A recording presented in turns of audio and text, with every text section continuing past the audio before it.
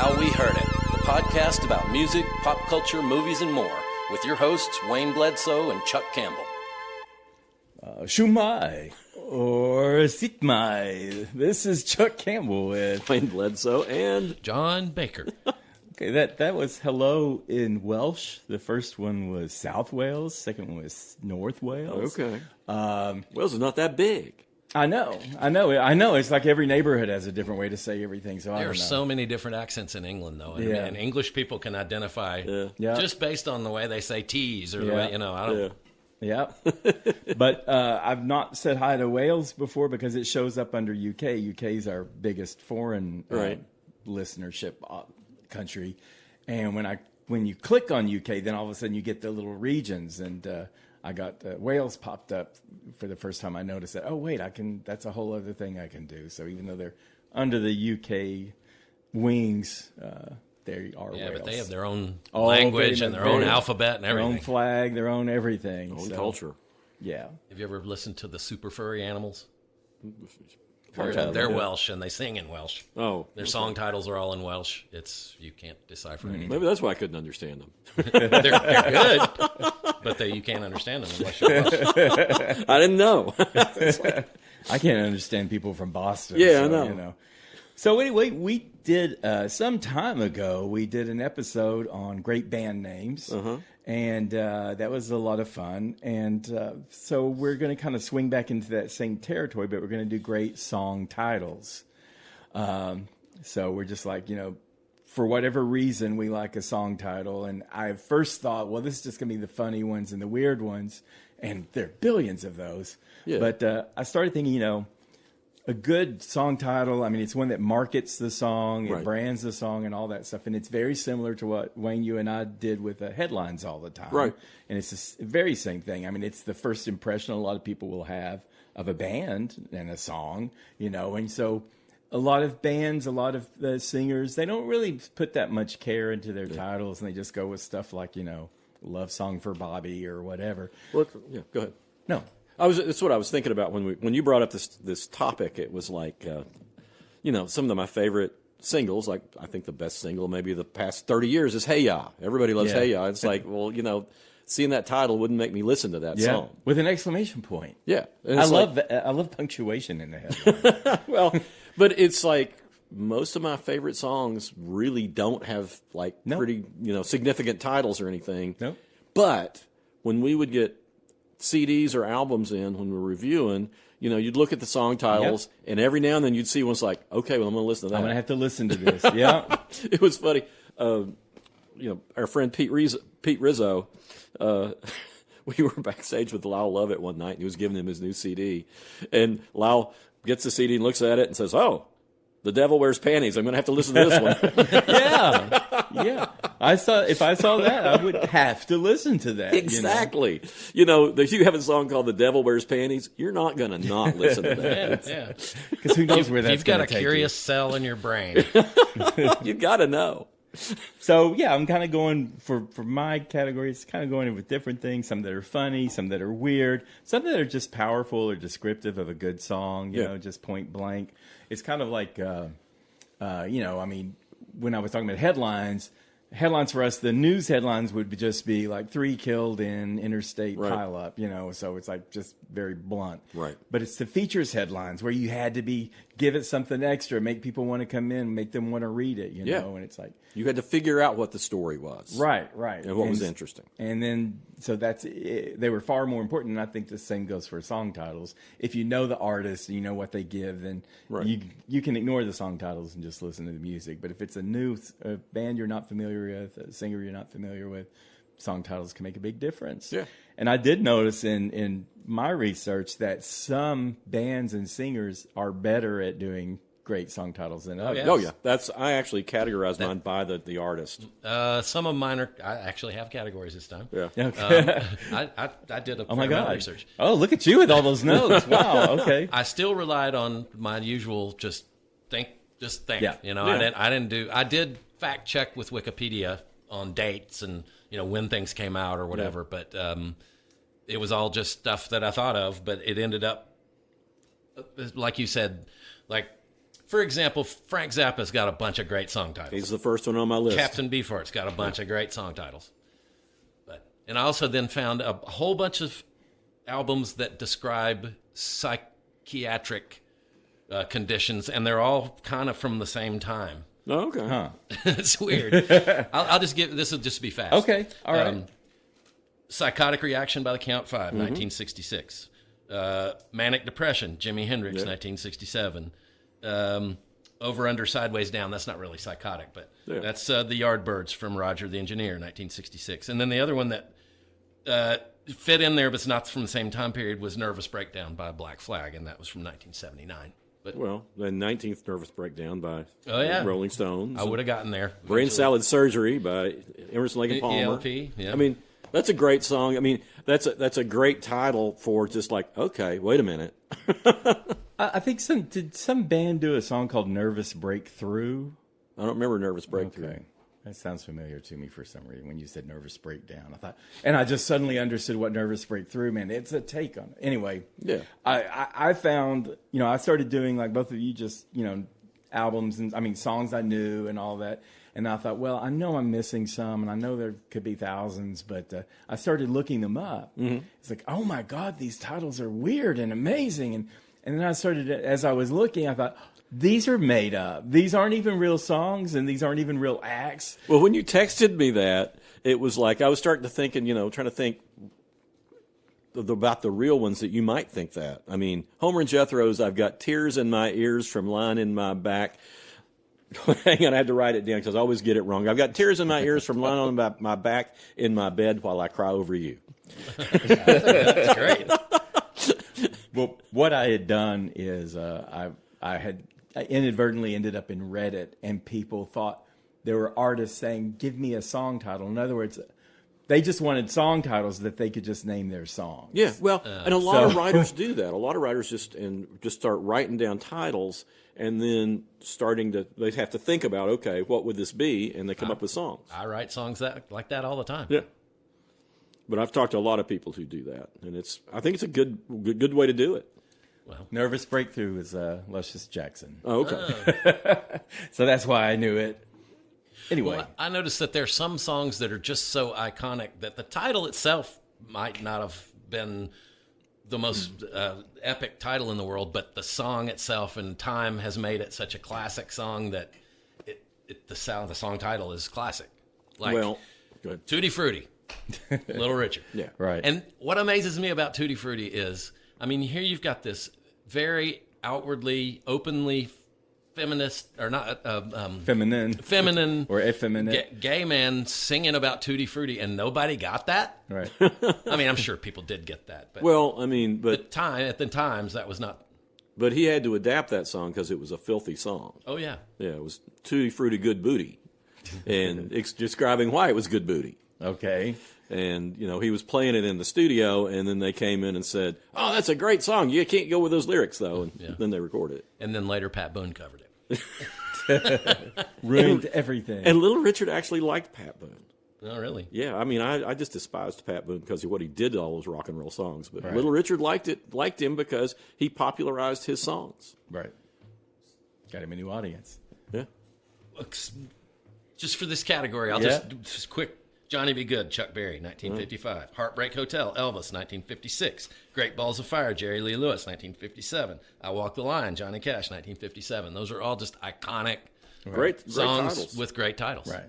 Well, slightly back on what you were talking about before, I mean, the Ramones' Teenage Lobotomy. I mean, if I saw that title, I don't care if I did. You got to, yeah. Yeah, what the hell is this? I want to know. Yeah. Well, about half of mine are from, like, 2 or 3 from different acts. I mean, like, multiples from acts. Right. So, and I started with comedy just because I thought, well, this will be easy. So, of course, I started with Bloodhound Gang. Oh, yeah. Because, I mean, you can just take your pick. But, a lot of these, they haven't worn well with time, and some of them weren't well with time to begin with. But the ones I could feel comfortable with, Kiss Me Where It Smells Funny. That's from One Fierce Beer Coaster in 1996. I'm not absolutely positive I would listen to that one because of from the title. Maybe. Well, if it helps, it's his girlfriend telling him that. Okay, all right. Does that help? That helps a little bit. Okay. And this one I've talked about before, and, A lap dance is so much better when the stripper is crying. Oh. That he's Jimmy Pop, the leader of the band. He's affecting a voice of like this old redneck trucker, and so he's letting you know it's not really him, and he doesn't feel that way. And this trucker ends up picking up a hitchhiker. Blah blah blah. I said I don't know, something like the best butt and everything. Name's Russell. So it had a twist within a twist. And then they had one called Untis, Untis, Untis, and that's a pop dance rock. It was just like imitating the disco, beat, or not disco, but the dance beat. EDM. Yeah, that came later for him in 2005. And then I went over to Julie Brown also. She had the Homecoming Queen's Got a Gun. And the thing about that song is 1983, and it was hilarious, and no one took it serious. And now I don't know, if it's Guns even, in school is not so funny. Yeah, No, we not got anymore. school shootings all the time, but at that time it was hilarious to just picture. And she played up every stereotype of the pretty, prissy homecoming queen who's suddenly, on a shooting spree. She did I Like 'Em Big and Stupid. She's talking about men. One of my favorites, that's from '84. She said, smart guys are nowhere. They make demands. Give me a moron with talented hands. And then she had a song in '87 called Trapped in the Body of a White Girl. And it's like she was tired of being the stereotypical white girl who didn't have any rhythm and, and all that stuff because she wanted to go funky dancing, but she was trapped in the body of a white girl. I can keep going. Well, we'll interject with some Zappa. I got Okay. 3. Oh, well, you can go with your 3 because I got more than that on Zappa.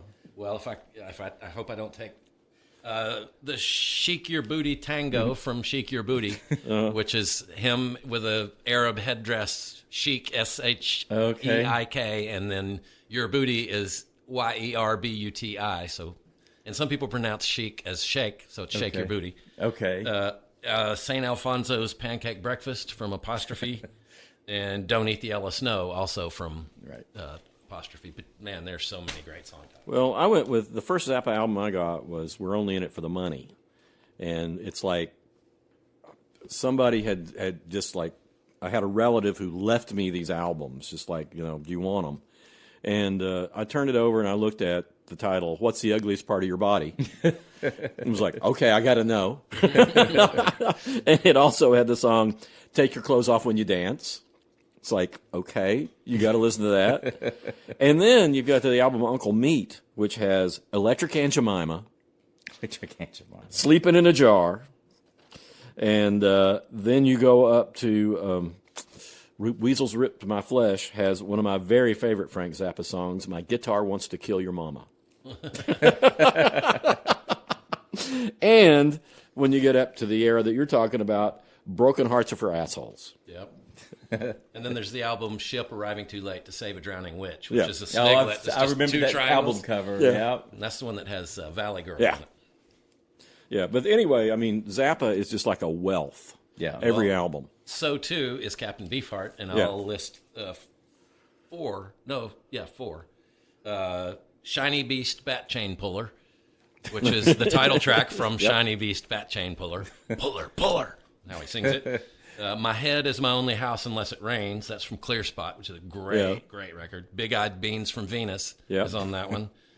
From Doc at the Radar Station in '80, there's Making Love to a Vampire with a Monkey on My Knee. I got a story about that one real quick. Okay. I was doing my late night radio show. This is before, thank goodness, they had they would like record it and play it the next. You could go online and play it. But anyway, I was doing a Halloween show and I was thinking, I remember this song. I really remember really liking this song, and I can't say what it says on it. But anyway, I put it on, and all of a sudden, the F word is like really, really prominent. And I said, oh well.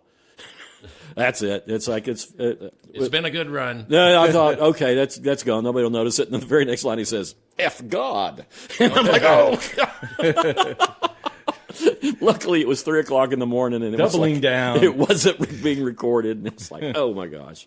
I thought that was the last time I would do that show, but nobody was, nobody who cared was listening. Well, also at Doc on the Radar Station, the last one for him is A Carrot is as close as a rabbit gets to a diamond. That's a good one. I didn't know that one. My favorite Captain Beefheart song, period, I think, is Ashtray Heart. Yeah. Ashtray Heart. Yeah, which is like, if I saw that, I'd have to listen. Yeah. She used me like an ashtray heart. Yeah, Captain Beefheart is an acquired taste, but once you get it, he's just there's nothing else like him. Yeah, he's great. He sounds like Howlin' Wolf, and at the same time can sing. He's got like 3-octave voice range. He can sing super high, can sing growly down low, and he was an artist's artist. Yeah, and a painter. That's how he made his living later on in life. He was a visual artist. I don't know if we've ever talked about Fall Out Boy at all. I don't think so. If they have any knack, it's for doing good song titles. Okay. For example, my songs know what you did in the dark. and they have a phrase in that I love. It's called a constellation of tears on your lashes. Oh, that's a good one. Yeah. They have a song called, from 2007, This Ain't a Scene, It's an Arms Race, which... but my favorite is from 2018. It's called "Hold Me Tight or Don't," and it's about ambivalence, And I like that. He needs someone, hold me tight or don't, So they're good for that. And Muse, another band, more recent band, they had "Thought Contagion." And the line that I think helps that was from 2018. It says, "You've been bitten by someone hungrier than you." So think about that. You Make Me Feel Like It's Halloween. That was from just a couple of years ago. The way you skulk about the house, you make me feel like it's Halloween. So it's just like all these insults, that makes me feel. And then Supermassive Black Hole. Yeah, that's a great song. Yeah, it is a great song, and he's in a relationship with the Queen of Superficial. And that's what he calls her. And so this whole thing is just sucking him in and draining him of life into a supermassive black hole. So that's pretty good. Well, I've got the Vandals are one of my favorite punk bands, later punk bands. They're in the Green Day third generation of punks.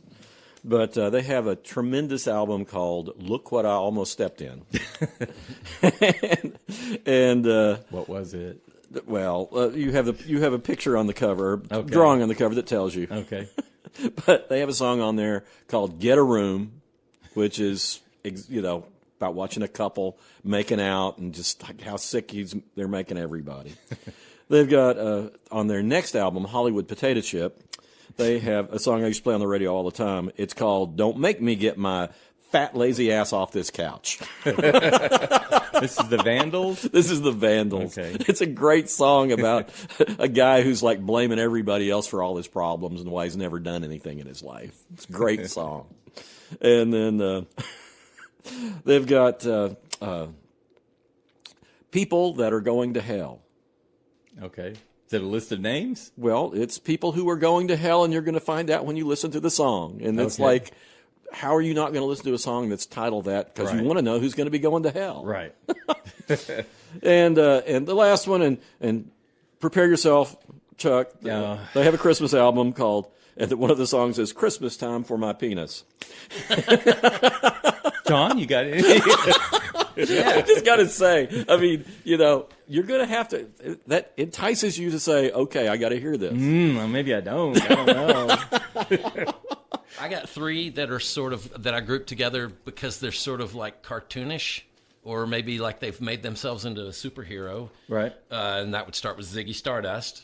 And then after that, I thought of Captain Fantastic and the Brown Dirt Cowboy, and that album cover itself. But that's a great name. Right. Yeah. And then Yellow Submarine, which is very cartoonish.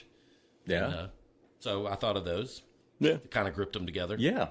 That works. Well, with the Beatles, I mean, that's another one where most of the time I don't think they have the greatest titles in the world, even though they may have some of the greatest songs in the world. Right. But Tomorrow Never Knows. That's my favorite Beatles song. But that was a Ringo thing, wasn't it? Yeah, I think so. He was one of because he said he would say malapropisms. Yeah, that's where Hard Day's Night came from. Yeah, and 8 Arms to Hold You. Yeah, wasn't that Hard Days? Didn't that? That was the original name for Hard Day's Night. Yeah. But with the Beatles, it was like, Strawberry Fields Forever. I think is a great. Well, I put Penny Lane, Strawberry Fields together because it was the Beatles inventing the double A side single. Yeah. And that kind of falls back into the just such iconic songs that the song titles are. I mean, like yeah, I've got some of those. It's like, is this really a clever song title? Well, it is because of the song. Because the song is so right. huge. But if I saw Penny Lane, I probably wouldn't just say, okay, I got to hear that. But Strawberry Fields Forever, I would. Yeah. Yeah, same here. You know, I Am the Walrus makes you think, yeah, that's something that I would.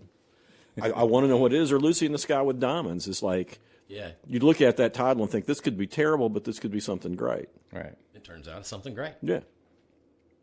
I've got the B-52s here, of course. Oh, you yeah. can't go wrong with them.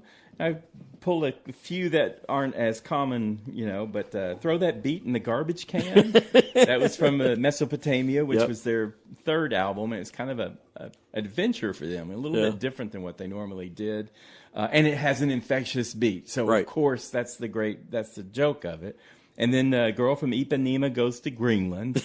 And that's, Girl from Ipanema is that Brazilian song, Rio de Janeiro. It's just like so sleek and smooth, that version. And then Girl from Ipanema Goes to Greenland. It starts out with Cindy Wilson just belting out, Girl from Ipanema. Anyway, just this big, loud, just flipping everything inside out. And so now the Girl from Ipanema, instead of like teasing all the men who just go, that she's looking for the northern lights and everything. Right. So B-52's turned on. And then Hot Pants Explosion. I don't know if you remember that from Good Stuff, 1992. Yeah, Good Stuff's a great album. Yeah, it is. And it's a Hot Pants Explosion at the factory. So they're all singing and they're excited about the Hot Pants Explosion. And Fred says, I'm in shipping if you're receiving. So. My favorite B-52's title is still My Own Private Idaho. Yeah. I was kind of going for some quite more not obscure. as well known. Yeah, I mean Rock Lobster. I mean they're just every song has a crazy title. Yeah, but we all love B-52s. Yeah, we do. Well, I also love, if you've listened to me at all, you know that I love XTC. And the very first thing I thought of was, When You're Near Me, I Have Difficulty. And he sings it, that's how it sings. When you're near me, I have difficulty. Life Begins at the Hop. I just think it's a good name. Yeah. And the imagery is like, life begins when you discover romance. Yeah. Okay. And then there's also, XTC had a pseudonym band, the Dukes of Stratosphere, that they put out a couple of records in the mid-'80s, late 80s, they were imitating psychedelic Nuggets era, and they put out one, 25 O'Clock, which is a good song title. It's a perfect psychedelic song title. Right. But that brings up I Had Too Much to Dream Last Night by Electric Prunes, which is a great song title. Oh, yeah. I Had Too Much to Dream. Yeah, I Had Too Much to Dream Last Night. Great song, too. What is that? Like I had too much to dream, or I had too much dream, or I had too have much listen to dream. It? Yeah. Okay. Oh, okay. It's just like my dreams were too intense last night. I've been there. Well, I'm surprised you didn't say Census Working Overtime, because before I heard XTC, I saw that title, and I wanted to hear them to see what that song was. Now, that was probably the first. That was the song that like cracked XTC for me. Yeah. Because it goes from so dissonant in the verses, and then the chorus kicks in, and it's just the most happy sing-along thing. And it was just like, oh, that's how you can write songs that way. So, Okay. Yeah. But a great title. I mean, that's the thing. My band Blondie, of course, they had Rip Her to Shreds in 1976. And this song is now 50 years old. And you think about it, and it's like totally like this could be the theme song of social influencers. Yeah. Because it's all about this woman who's just doing everything she can to be like beautiful and loved and all that stuff. And it's just annoying as hell. And Debbie Harry is like, her nose job's real atomic. All she needs is an old knife scar. So, and then they did a song called Die Young, Stay Pretty a few years later. And it's like a reggae song. And it's just about the disadvantages of living a long time and everything, and all the ways you can die young and stay pretty. Yeah. But it's like deteriorate in your own time.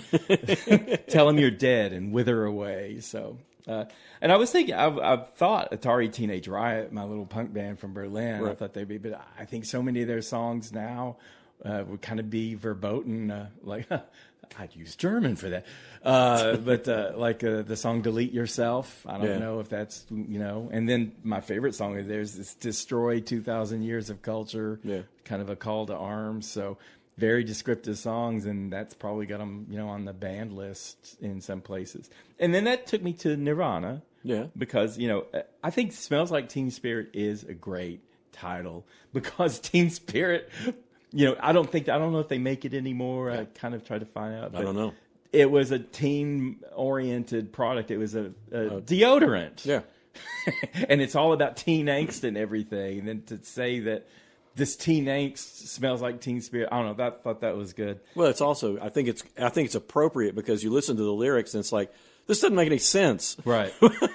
No, it doesn't. But that's angst. Angst doesn't make any sense. If you remember being a teenager, everything you went through, none of it had logic behind it, That reminds me of a Sparks song or an album, Angst in My Pants. Yeah. That's a different kind of angst, I guess, but, or more specific angst, I guess. And then, of course, he had the song Rape Me, and I think people misunderstood that. I mean, he said it was a feminist song, but it just sounded so blunt and to the point. It's like, is this really an anti-rape song? But that's what he said it was, and he was just so straightforward with it. So I don't know that that's a song title that would make me want to listen. I'm just saying. Well, if you know it's a band that's, I don't know. I can see it. But it's going to catch your attention. It definitely he's catches trying to your be attention. provocative. Yeah. And he is. Yeah, he was. Well, I've got a couple of funny ones back on this. There's a group in Seattle named Uncle Bonsai, and I got their album totally unsolicited. I don't think they were playing any place in town, and it was just like, but the title track is Boys Want Sex in the Morning. And it's a great song. Yeah. It says, I can't remember what the part where it leads up to, but it says, but before my eyes can focus, I don't want him to surprise by descending like some locust on a field of sleeping thighs. Wow, poetic. Yeah. But that's a great song on there, and another one with a great title is Cheerleaders on Drugs. Well, that reminds me. This is the name of an album, not a name of a song, but I think it's great. And it's by Spacemen 3 from 1990, and the name of the album is Taking Drugs to Make Music to Take Drugs To. Oh, yeah. And then if you go there, then Spiritualized, which is the same guy from Spaceman 3, they released an album called Ladies and Gentlemen, We Are Floating in Space, which is a great song. I think I reviewed that album. I know I reviewed a Spiritualized album. Oh. That was their big breakthrough album. Okay. Well, that was from 1997. Okay. From slightly earlier, there's Camper Van Beethoven with Take the Skinheads Bowling. Yep, that's a great song. Yep. And then, of course, David Lowery, who's the main songwriter from that band, he formed Cracker. And he has a wonderful sort of love song called Guarded by Monkeys. You are so beautiful, you should be guarded by monkeys. Which is like... That's an image. Yeah, I mean, it's like when I saw that song title, that's the first one I wanted to go to. And it turned out to be one of my favorite Cracker songs. I got 3 good Loretta Lynn titles. Oh, yeah. You Ain't Woman Enough to Take My Man. That's a good one. And Don't Come Home a Drinking with Lovin' on Your Mind. That's great. I think that's the first big feminist song. And Fist City. Fist City. That's your favorite. Chuck. That's my favorite. Yeah. She's going to come out swinging on that one. Yeah, I love it. When my man goes out picking up trash, he puts it in a garbage can. I got some songs that I've mentioned before, and I just liked them, and I think part of the reason is the title. That includes the Pixies' Palace of the Brine. I love that little song. I don't know why, but with so much intensity, even though it's kind of a short, almost blow-off song for them, considering how much some of the other songs are. But it's about sea monkeys. And I don't know if you all ever had sea monkeys, but I had sea monkeys, and they came in a box. Yeah, they're brine shrimp, but there's a cartoon depiction that draws you in. And yeah. Like, they were in sea comic monkeys. books. They're all wearing crowns, They were in comic books. Yeah, Yep. yeah. And I got some once and had them at the beach, and my dad said he threw them in the ocean so they could live when we had to, because Dad didn't want to be taking those sea monkeys, across the country. So, and I've crushed to this day, and I always wondered if my sea monkeys were out in that ocean somewhere. I'm sure they weren't, but and they may have just gone down the toilet too. I don't know. But anyway, the song it's fanciful, and it just captures that sea monkeys box and the Palace of the Brine. That's where they lived, Another Sugar Cubes. I talk about Delicious Demon because that was Bjork's band before she went solo. She's absolutely unhinged on it, and the Delicious Demon is muddy, and it just has a great line. It says, two two men need one money, but one money needs no man. And it's like, that's true. Money doesn't need people at all, but, everybody's fighting for it. And it's just got this big, festive, unhinged Bjork, which, that's kind of par for the course for her, but she was especially animated back then. And then another one, Berlin's Sex, I'm a.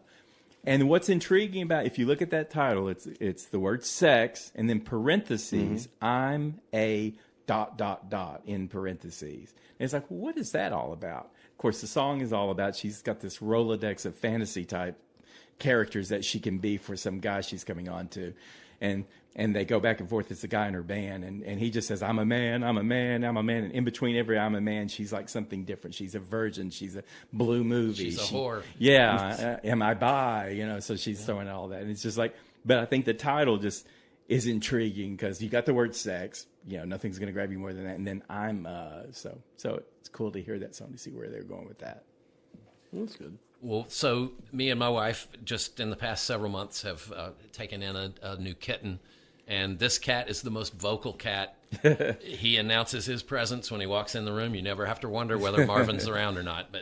And I was telling Leslie the theme for this right when Marvin came walking in, and we've been joking about it. It's the name of a Bob Marley song called "So Much Things to Say." Yeah, and we always say that about Marvin. He's just got so much things to say.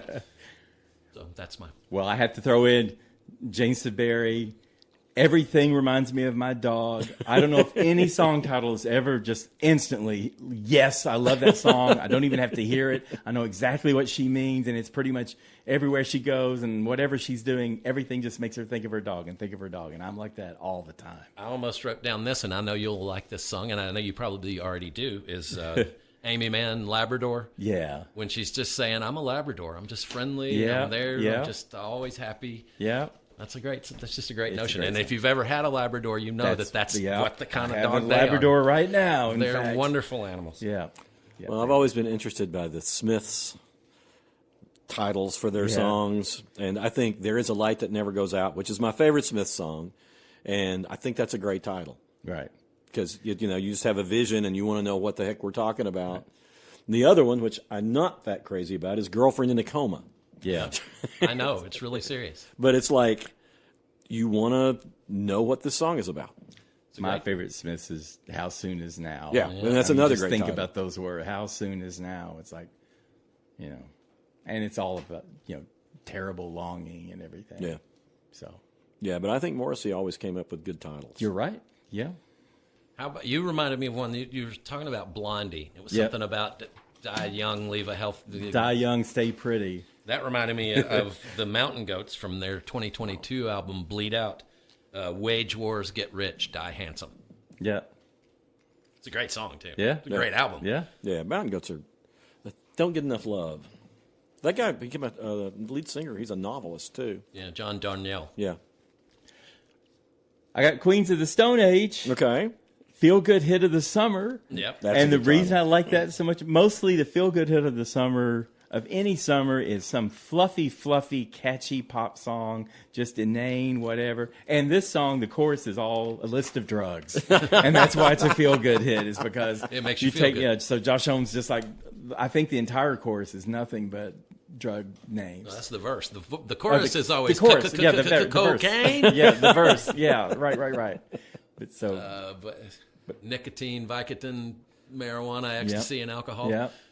Well, speaking of drugs, Peter Green with Fleetwood Mac, his last song with Fleetwood Mac is the Green Monalishi with the three-pronged crown.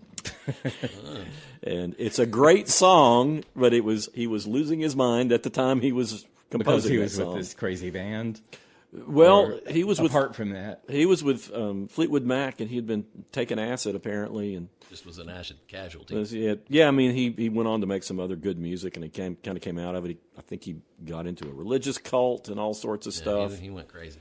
But the Green Monalishi is one of the best early Fleetwood Mac songs, and it's one of those titles where it's like, what the hell is this? Well, that reminds me of the Spirit album, The 12 Dreams of Dr. Sardonicus. Yeah.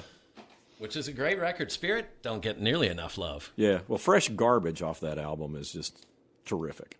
I mean, nature's what fresh I garbage. love fresh garbage. Well, it's a song about garbage, about what happens to your garbage, but it's got this real funky groove to it. Well, you want it fresh. You would probably like it, actually.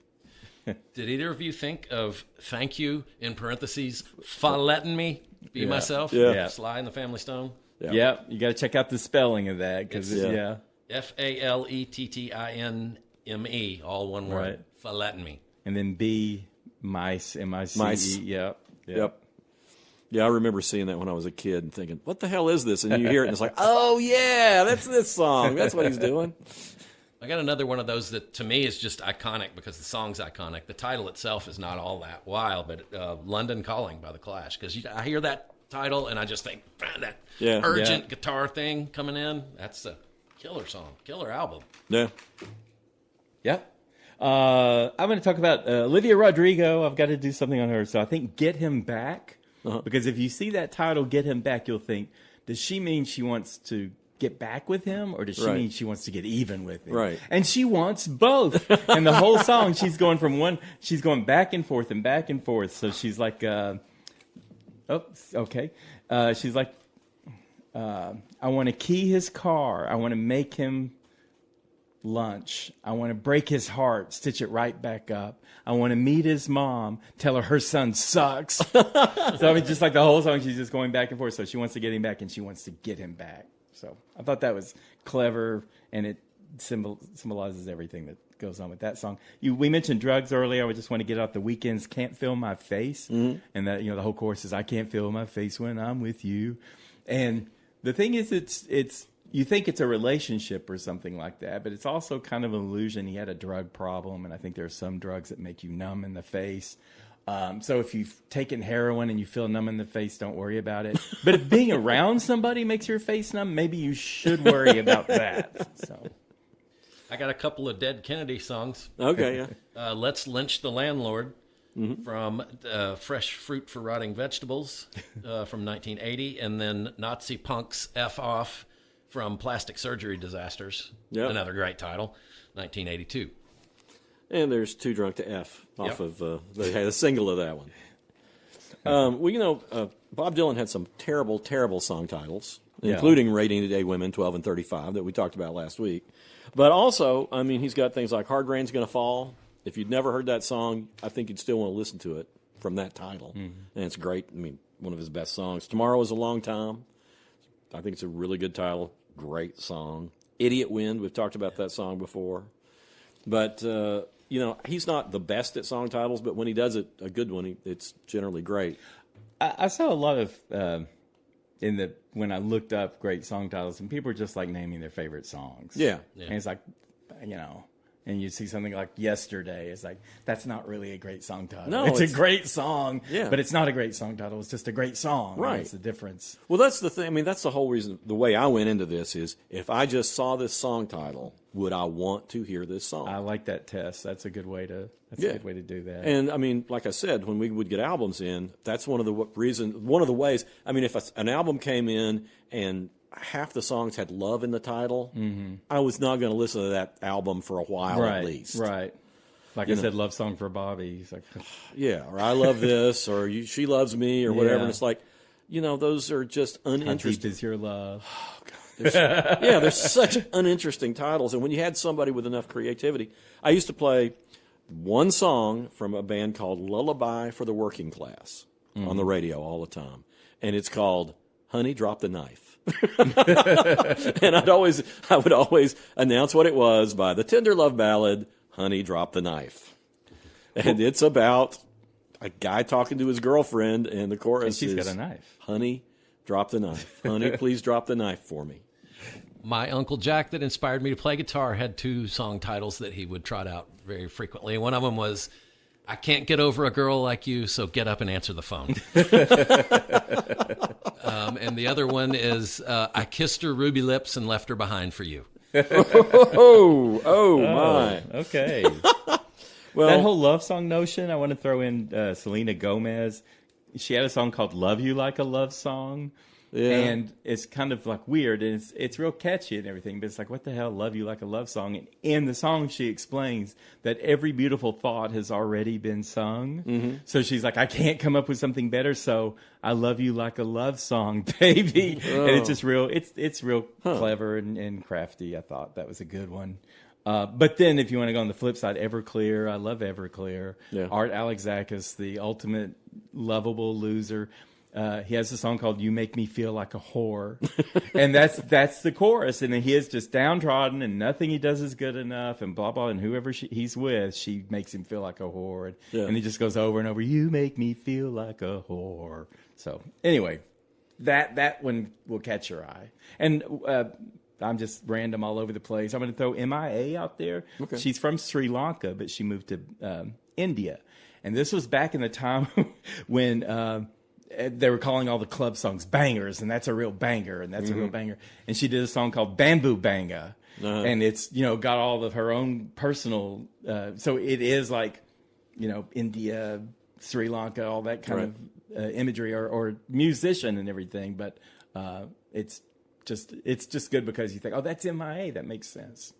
Yeah. I'm surprised you didn't mention when you were doing B-52's Quiche Lorraine. Oh, yeah. Because that's also dog, too. Yeah, it is. Yeah, that's yeah. And me and Leslie quote that quite often. And I thought If I Want to Be Your Dog, too, that's a good dog song. We do. Oh, that is a great. Yeah, I forgot. I love Iggy Pop. I don't know why I didn't think of that one. Yeah. But yeah, I think that was a terrific one. Well, we just saw Richard Thompson at Big Ears. John and I, we were there at the same time, but didn't see each other. It's a big theater. It's a big place. But I think he's got. He's got great songs, but I think they're titled well. And this is one of the ones he played when we saw him, "Walking the Long Miles Home," which is exactly what he's singing about. Exactly what the title says, about walking home from London after seeing a show, and he had to walk several miles because the buses had stopped. Oh wow! And "Shoot Out the Lights," which is my very favorite Richard Thompson song. It's like, if I see that title, if I saw that title, I'd want to know what it was about. What is it about? It's basically about a guy that's antisocial and maybe a criminal. You don't know for sure, but he's like, he's not the guy that wants to talk to people, or that you might want to talk to him. Yeah. And then Vincent Black Lightning, which is about a motorcycle, but it's a story. But Vincent Black Lightning is a great title. Yeah, and I love the thing in there, red hair and black leather, my favorite color scheme. Yeah. And he's just an amazing songwriter. Yeah. Del McCoury covered that song and changed Vauxhall to Knoxville when they talk about going there. And every time he plays it in Knoxville, he'll say both of them. Yeah. Or he'll say, I normally never do this, but since Del McCoury did it, I'll do it.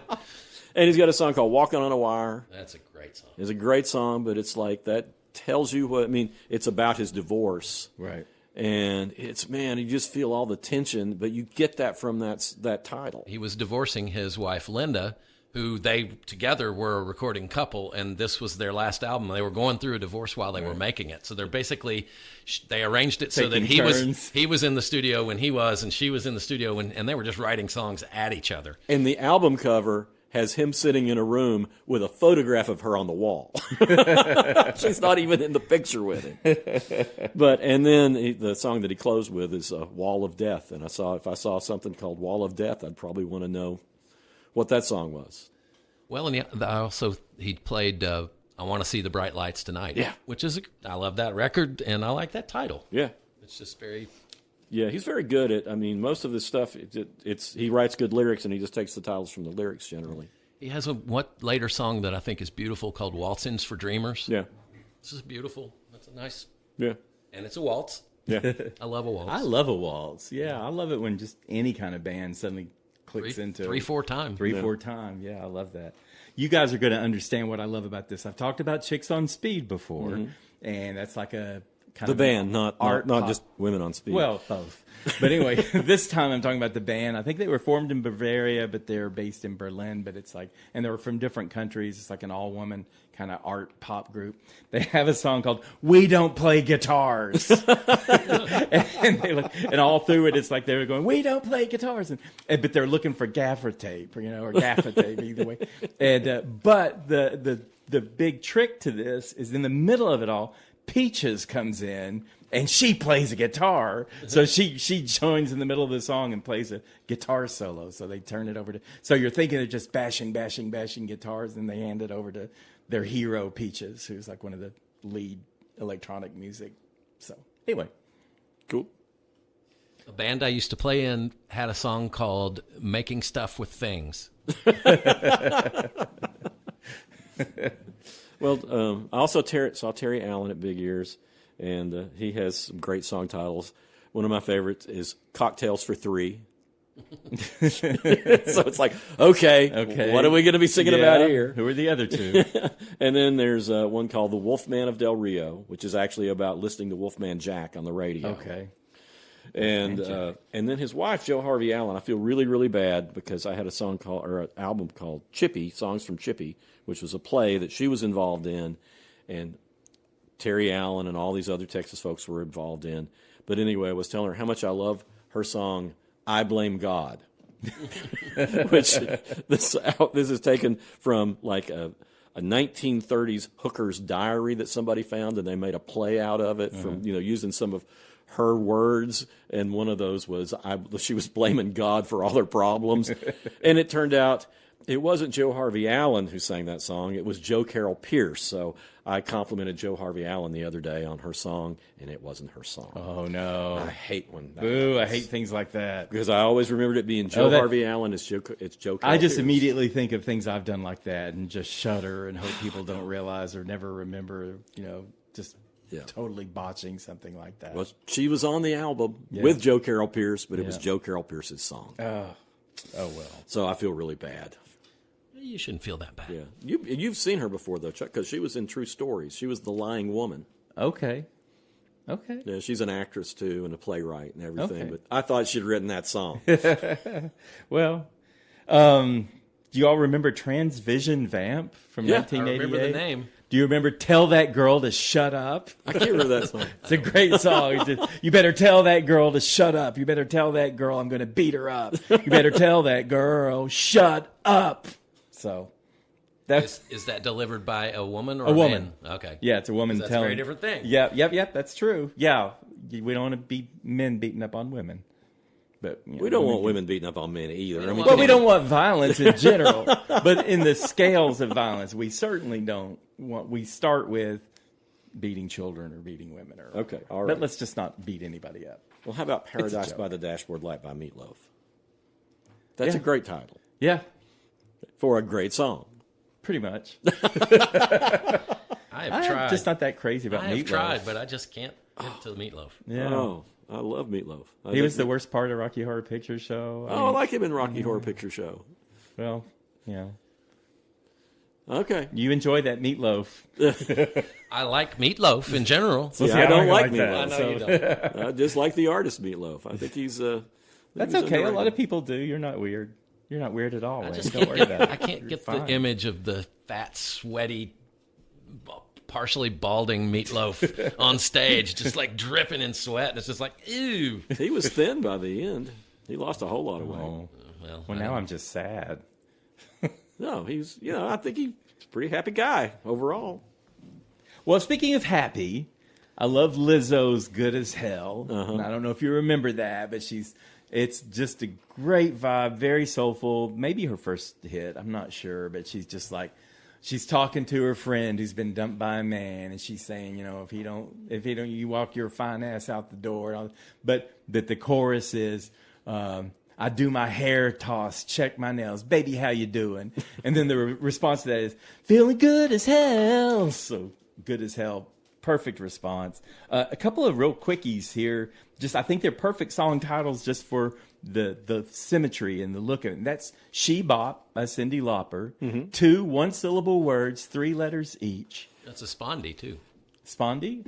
Isn't the spondy where each syllable has an equal accent? I don't know.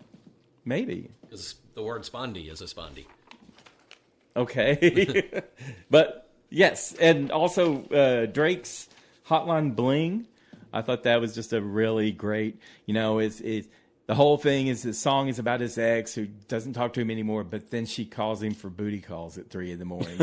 So that's his, so it's a booty call song, but I like the name Hotline Bling because that just kind of like, this is something he's still got with her, Yeah.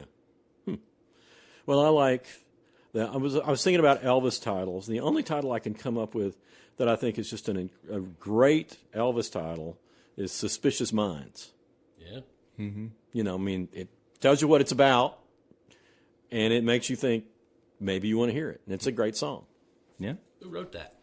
I can't remember. I don't think that was a Mac Davis one, but it was in that era of people. I'm going to look that up while you're all talking about something else. Well, I'll talk about more serious songs. Okay. I got some of those. I love Snow Patrol's Chasing Cars. And I wanted to look up what exactly that was about because the song is very kind of bleak, and he's lying in bed, and it's like, you can join me if you want, and he's talking about how hard it is to say I love you or anything like that. So it's a real quiet type song. They're an Irish band formed in Scotland, I think, or the other way around. No, they're an Irish band. But anyway, I found out that the whole Chasing Cars thing came from his dad telling him when he was young, he was always going after the prettiest girls and everything. He said, "You're just like a dog chasing cars, and you're never going to catch any of them." So I thought that was kind of interesting. Radiohead's How to Disappear Completely.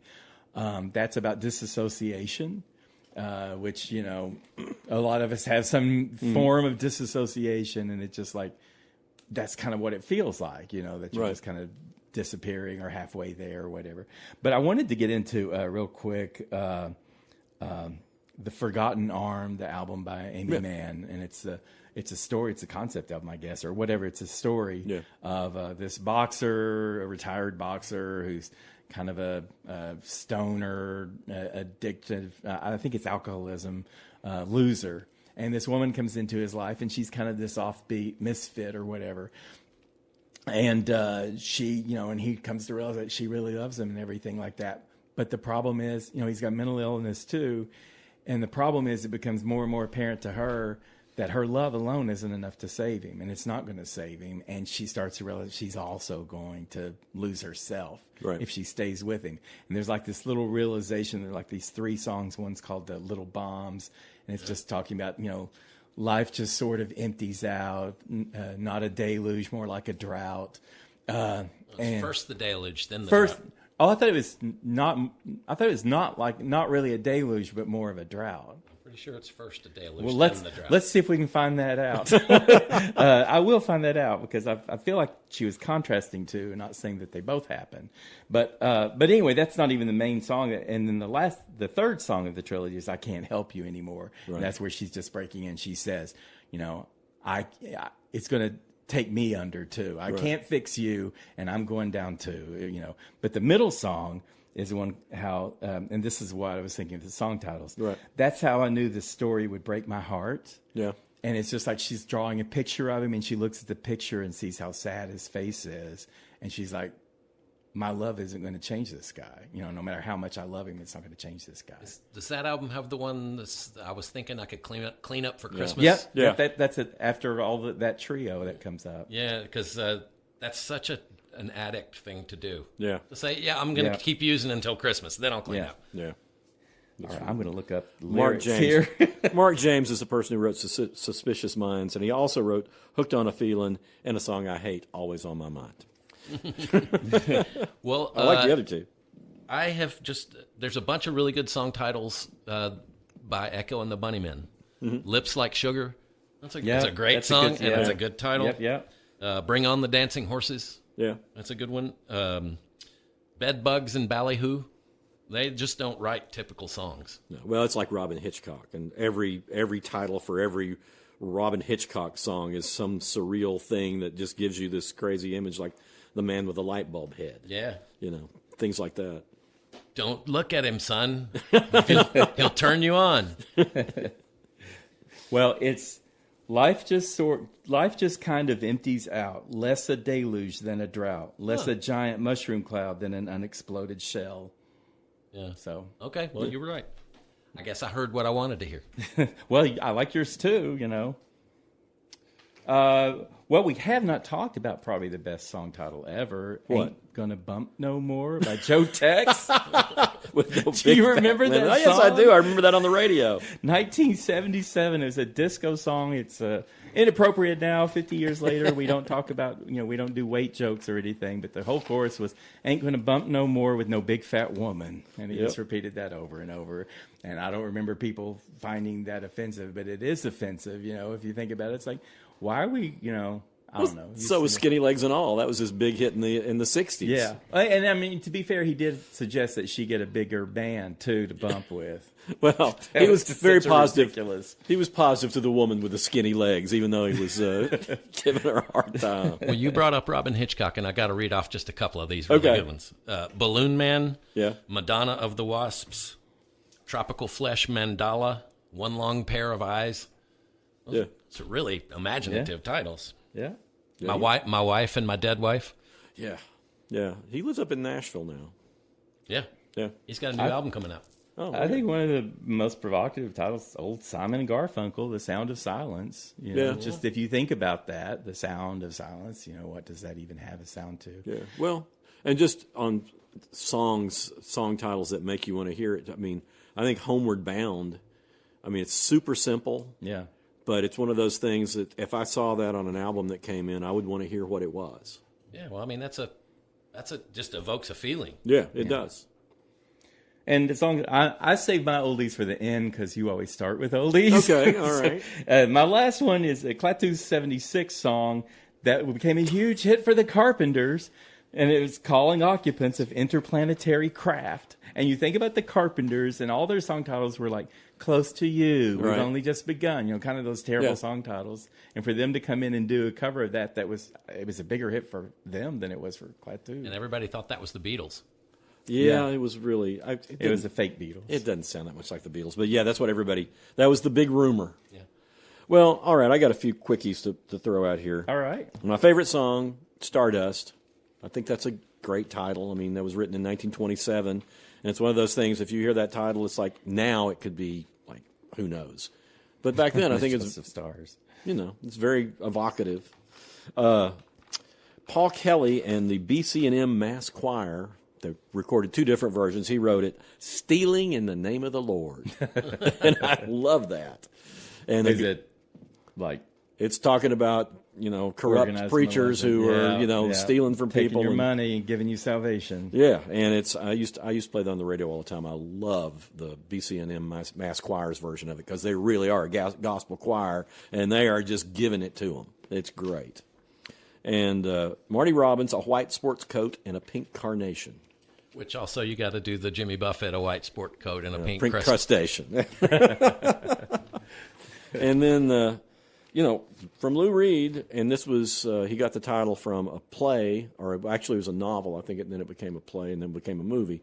But he has a totally different take on it. But Walk on the Wild Side. Yeah. You hear that, you want to know what this is. Yeah. What is the wild side? Yeah. And you find out. Yeah, you definitely do. Piece by piece, person by person. Well, I'm glad no one said Grandma got run over by a reindeer. No. Well, I didn't bring up, I only brought up the Vandals Christmas song because it's like one that I never really thought about, but, you got the point. I like you summarized it better than I did, and that's just a song title that makes you want to hear the song. Yeah. And it can be funny or it can be weird or just intriguing. Well, it's because when we were bringing up the thing about headlines, it's like it's so hard to get something that grabs people's attention enough that they want to hear it. And it's so important. It that is. was the thing for me as an editor. As a writer, we had to write suggested headlines, and I would spend more time thinking about that because if your headline doesn't bring them in, they're not going to read anything you say. Yeah. And then as an editor, it's like, a lot of times people would give me, not you, but people would give me just like crap. Right. Suggested headlines or no suggested headline. So I'd have to agonize over trying to find clever words and true words and stuff that were represented in the story but made you want to read the story. And it's a gift, and some days you're you're on top of it, and some days you're just like, I can't come up with anything. And then the internet came in and screwed up headlines completely because you want to get those key words that's going to get picked up, and it totally took the fun out of writing any headline. Yeah, you just got to put all the keywords together in a headline. So. Right, because you're going for the search engine. You're not going for grabbing somebody's attention. Right. But it's we talked about band names and how important band names in and how our favorite bands sometimes have terrible names. Yeah. You think about book titles. When yeah. Bradley and I were writing our book. From Here to Eternity. Yeah. Yeah. I mean, it's like it's so hard to come up with a good name for a book or anything. And it's really important. And the one thing, the last one that I was going to bring up that related to that, because we considered this as a title, one of the great songs that Arthur Q. Smith wrote is called Rainbow at Midnight. Oh, cool. And that's a great title. Yeah. I mean, the song is good, yeah, but the title's the best part. Yeah. Yeah. Well, there you go. Shall we move on to recommendations? Sure. All right. I'll do one. I'm going to do music. Okay. I'm going to recommend Let It Be by Voice of the Beehive from 1988. Do you remember Voice of the Beehive? Mm-hmm. I remember the movie that they took their name from, too. Oh, I don't remember that. It's a Spanish movie. Okay. Because there's a woman named Melissa in the group. So it's a London-based group, but the two women singers were California sisters, Tracy Byrne and Melissa Brooke Belland. And Melissa, I think it said means honey in some, Greek or something like that. I don't know. But I like your story better. But anyway, so what I want to say about it, and also the drummer of Madness was also in this band, and a couple of other guys. They were popular in the UK, Australia, New Zealand, and somewhat in the United States. 1988, Voice of the Beehive had great songs. Don't Call Me Baby. When she is waiting in the car. That's the second. I love follow-up lines to headlines. That second line. Sorrow Floats, Oh Love, There's a Barbarian in the Back of My Car. Now, this band, they really sound like a cross of the Go-Go's and the Bangles. Maybe with a little nothing wrong with that. B-52s. I know, and it's like, wow, that sounds like the Go-Go's, like a good Go-Go's, and that sounds like a good Bangles song. So they really had a good sound, and they did well with the '88 album.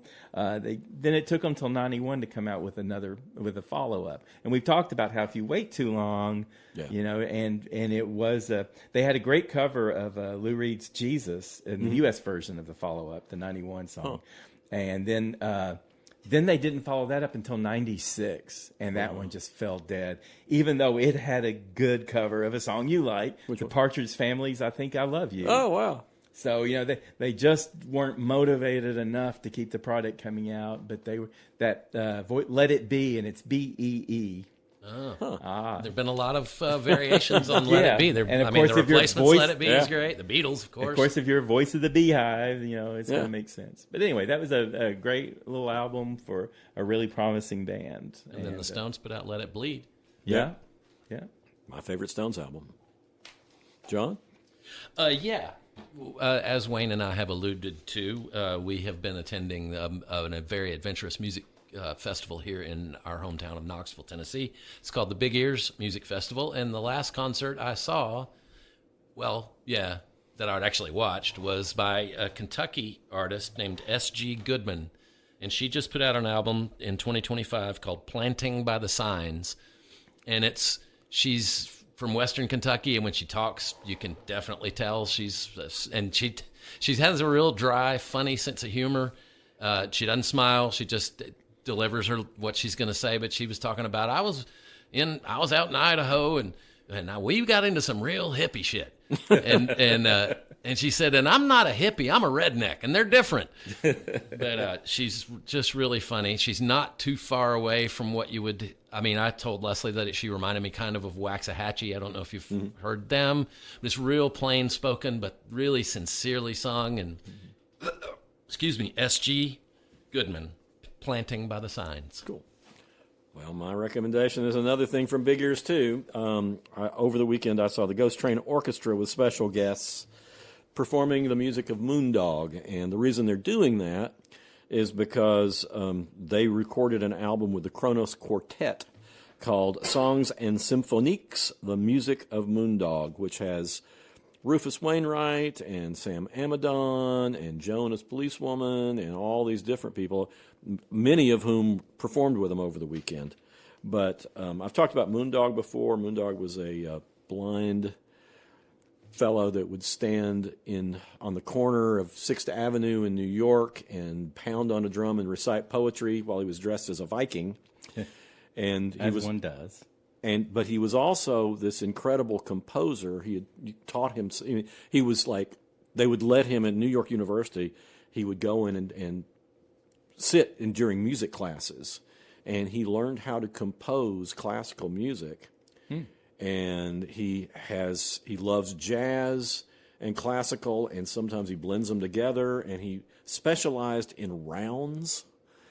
And there was one piece. I was real familiar with his stuff from the 50s through the 70s, but he went to Germany and composed a lot of classical pieces, and they played some of those, and they were just stunning. They were just gorgeous. And there was one that like was swing with classical, and an instrumental round was going on at the same time, and it was terrific. So how does one listen to this music? Is it Ghost Train Orchestra or Kronos Quartet? It is Ghost Train Orchestra and Kronos Quartet is how they build that. And it's Songs and Symphoniques. That's like symphony, but instead of a Y, it is Niques. And sounds French. Yeah, but it's really if you think so much classical music, modern classical music is challenging. This stuff is just beautiful. I don't think people will find it challenging. I think they'll find it just like, oh, I didn't even know this existed, or you could do these things. So anyway, there's my musical recommendation. All right. Do you want to go on to movie, or do you want me to? Sure. Last night I watched Academy Award nominated movie Train Dreams. Oh, tell me about that. I saw a trailer that really fascinated me. I may have seen that. It's been out several years. It was last year. Came out in 2025. It's got Joel Edgerton and Felicity Jones are the couple. Where did you see it? On Netflix. Okay. And it's beautiful. It's like the fellow who directed it. It's Clint, somebody I was not familiar with. I saw the trailers for it, and it was like, oh, that looks like really different, and that looks like something I want to see. And Clint Bentley directed it. I don't know I've never seen anything by him, but it is just all it is. It's this man's life. It takes it. You see like a little flashback of him being a child, and there's a narrator telling how he got to be in the Pacific Northwest, and it's extremely sad, but it's beautiful. He becomes a logger and works on railroads, putting down the ties and cutting the trees and stuff, and it's just. I'm sorry, where is it set again? It's the Pacific Northwest, someplace in Washington. Okay. I don't know exactly what the city was. It's not Seattle, I don't think, but it's a smaller place. But it's just beautiful. It's like a Terrence Malick movie. It moves very slow. Mm-hmm. It's so much has to do with the cinematography, and it's shot in the old size format. It's not widescreen. Okay. It's more square. Huh. But you've got to just kind of relax and go with it. You're just watching what happens to this guy in his life. Mm-hmm. William H. Macy plays a part in it that's pretty important. He's so great. Yeah, and he's very everything is in this movie is underplayed, but I just thought it was beautiful. And of course, Sarah was so like 5 times before we went to bed last night. Sarah said that movie was just so sad. Okay, so it is sad, but not always in the movie mood for sad, but sometimes. But you kind of sometimes like the slow movies where you just like being with the person. Yeah. And you like this guy so much. That's very human. And it just takes him from his birth to his death. And it's really, really well done. What? I said spoiler alert. Well, I mean... He was born? Yeah. But yeah, I think I highly recommend it. All right. Well, I'm gonna recommend something that I have recommended before, but because there's a new season of it out, and that is Shrinking with Jason Segel and Harrison Ford, and it's just such a sweet show. It's the thing about it is you expect it to be cynical, and it's not, and it's like all of these disparate people that are not related to each other. Some of them are related to each other, but they form this family together, and they're all got their own distinct things they do, but they all, I don't know. It's just such a beautiful show that and it's Brett. What's his name? Is someone a psychiatrist in this? Yes. Oh, Brett from Brett Goldstein. Yeah, he and Jason Segel created it. He's Ted Lasso. From Ted Lasso, and you see in Shrinking the sweetness that was in Ted Lasso. A lot of that came from Brett Goldstein because he played Roy on. Is just a foul mouth. Yeah. But ultimately, when you watch Ted Lasso, he's got a heart. Yeah. Goldstein has a podcast too. I can't think of the name of it, but it's so well done. I mean, he's such a gentle guy, and he brings out the best in his guests and everything. Well, and you recommend he has a stand-up comedy thing. Yeah, he has a great stand-up comedy. I watched that. Too. It's really good. I watched that one too. He's real talented. Yes. So Shrinking season 3 is now on. They're doing it one a week. So okay. But okay. So in 2019 there was a movie called Ready or Not. Did you see that? I didn't see it. I remember. Okay. So and it was directed by Matt Bettinelli Olpin and Tyler Gillette, and it starred Samara Weaving, Adam Brody, and Andy McDowell. And it was a great. It's a dark comedy, violent. Ostensibly, it's a horror film of sorts, but not really a horror film. But so this woman, played by Samara Weaving, she's just married that day into this incredibly wealthy family. And the family has a tradition of, on the wedding night that someone new joins the family, they play a game. And the person who's new to the family has to draw a card to decide what game they play. And most of the games are just standard games, or whatever. Right. But she pulled hide and seek. And they all got, oh, no. Hide and seek, if they draw a hide and seek, that means the family has to kill the new person in the family by that night, or they all die. Oh my goodness! So all of it, and she thinks it's a joke, and they say, this is serious, and we're all going to try to kill you and everything.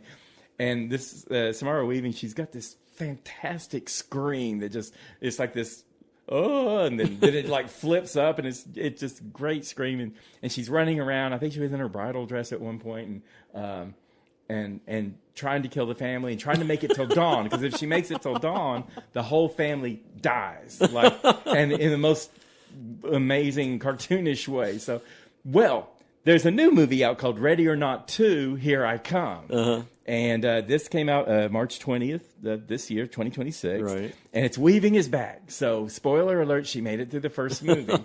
And the same directors. And this time, Catherine Newton is her sister, and and it starts just where the last movie left off. Mm-hmm. So she's in the hospital, and she's chained to the hospital bed, and she doesn't know why, because all these people were killed, and so they've got questions for her and everything. But her sister shows up, and they've got this estrangement. They kind of hate each other and everything. And it turns out Elijah Wood is the lawyer, right? And he says, well, by winning the game, you've set off another game, because there are 6 families that run the world. And this has a little kind of truth to it, but 6 families around the world that run everything. They have all the power. Right. And this was one of those families. And so there needs to be a new leader of the little consolidated group of families. Right. So all these people have come in from different countries because they have to play again. And this time she has to kill all of them, or they have to abdicate, or they have to not play and lose their rights and all that stuff. And she's got her sister handcuffed to her, and they hate each other. And it's funny. It's weird. It's got Sarah Michelle Gellar, Buffy, and Sean Hattasey. They play twins. Anyway, David Cronenberg is like the old patriarch of the family. He gets off right away, but it's crazy. It's over the top, and there's some people that aren't really trying to kill them. They're trying to change the rules, and some people are. And what happens is, each family can only have one person at a time trying to kill her. And if anything happens to that person, then another person from the family has to come in and also play. And if they accidentally kill each other, then they die. It's just like, there are too many rules, and it gets a little bogged down because this was way more complicated than the first one. But it's still, there are a lot of laughs and her scream and just ridiculous situations. Where do you see it? I saw it in the theater. It just came out March 20th. So this is going to be about a month later, so it'll probably be on streaming soon. So it sounds like you really need to see the first one before you see the second one. Yeah, because the first one's probably better because it was really simple. Right. But this one is like it ups the stakes. There's more at stake for everybody. Like I say, it's not as consistent as the first one, because the first one was like, oh my God, is everyone really trying to kill her? And it's like, they do. You'll just see someone come down the hall and they'll see it, and they have all these different weapons. Everybody has a different kind of weapon. It's not just guns, So it's crazy. It's dark humor. It's got some truth with the wealthy people controlling the whole world. But anyway. Good movie. Cool. Good fun. Ready or Not 2, here I come. All right. All right, people. We've enjoyed our little talk here. I'm glad we were all on the same page with song titles, because I thought, I don't know if I'm doing this right. The more I was doing, I just like doing good songs with you. So that worked out well. Yeah. If you have any themes for us to explore, then you can write us at howweheardit@gmail.com. And we'd love it if you would. Yeah, or if you have feedback, but make it a thing that I like more than what these guys like, okay? Well, we don't. I struggle. That's the thing. We come up with something every week, and it's like, have we done this yet? I don't know. I go looking through all the titles. Again, titles are important. The titles on these podcasts, it's like I'm thinking, okay, it has to represent what this podcast is about, but I need to throw in an exclamation point, or, you won't believe, these songs about murder or something, So, if you've got any suggestions for us, let us know. Also, you can follow us on social media. We're all over the place. We're on YouTube and Facebook and Reels and X and Instagram and TikTok. And I think we're still on Threads, which surprised me. So you have to let us know if you see anything of us on Threads. And anyway, we'll be back. Thank you and goodbye.